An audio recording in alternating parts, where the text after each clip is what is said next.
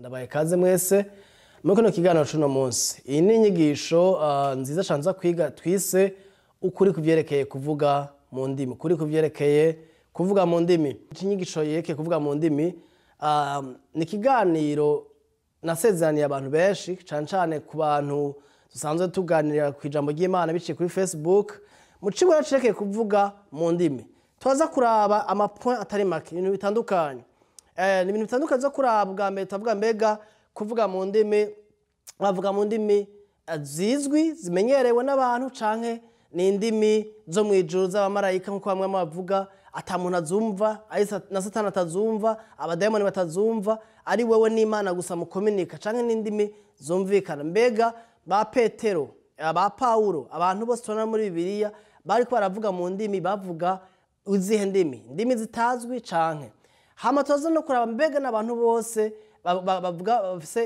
bavuga mu ndimi, kuko nico n'ikindi kibazo kihari. Mbega n'abantu bose bavuga mu ndimi.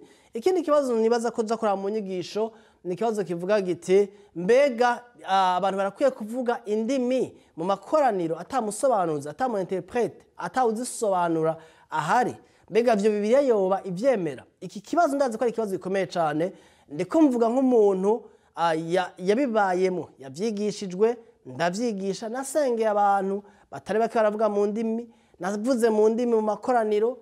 Ndisi umuntu ndiko ndavuga gusa atavyo nabayemo, kandi ndazi yuko nk'abantu tuva mu eglise pentecostiste charismatique abo nibo cane cane kicigwa iyo umuntu agikoze ko ntagikoreko nk'uko abavyumva, bamwe basaba n'abashavura bakanakomereka, ariko umutima wacu ko navuze nogira dusuzume Bibiliya. Rero nagiye no munsi turabe ijambo ry'Imana ico rivuga. Dufate Bibiliya mu gitabo c'Abikorinto ba mbere 14, tuza kugenda verset par verset nko umwanya uze kudukundira. Ni igice kinini ariko ndaza kugerageza kuvunagura kugira icigwa ntikibarambiye. Abikorinto ba mbere 14 ku murongo wa mbere, Paulo mu kwintroduce kino cigwa cyo kuvuga mu ndimi hamwe no kuvugishwa, kuko nivyo bintu bibiri avugamo cyane mu gice 14.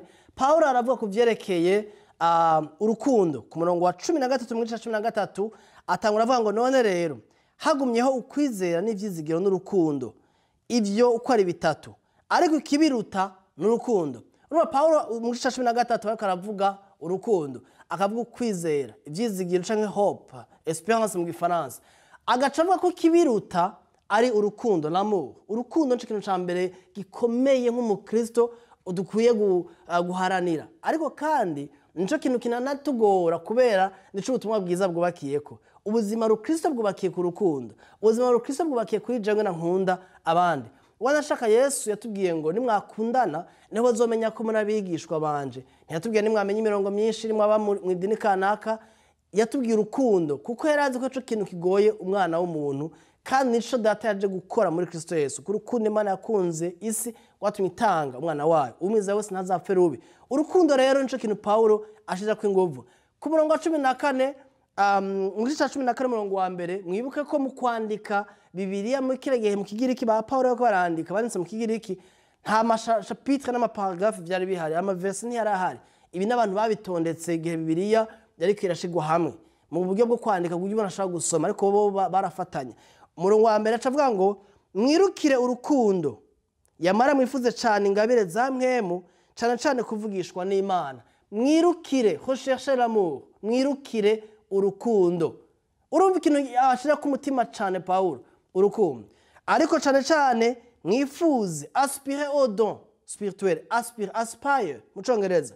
Mwifuze mugira inyota y'ingabire za mwemu w'Imana, ariko cyane cyane kuvugishwa n'Imana. Kwereka vuze cyane cyane kuvugishwa n'Imana, twaze kubona mu kigo kiri imbere ko kuvugishwa n'Imana bisumba kuvuga mu ndimi. Kuvuga mu ndimi twabishize hejuru cyane. Hari navuga bati ushaka gukwega ibintu, ushaka gukwega amafaranga, ushaka gukwega imiduga, speak in tongues, vuga mu ndimi, hamagara iyo miduga, hamagara ayo mazu. Bene data, reka ndabivuga turashirwa n'imbere mu cigwa. Abantu batunze ku isi ba mbere tubona ntibavuga mu ndimi, ba Bill Gates, ba Elon Musk, abatubona ba Jeff Bezos, abajya barabo muri Arabie Saoudite, za Qatar, za Dubai, abo muri za Chine. Bene data ntibavuga mu ndimi, they work hard, barakora bakemvesa muri business.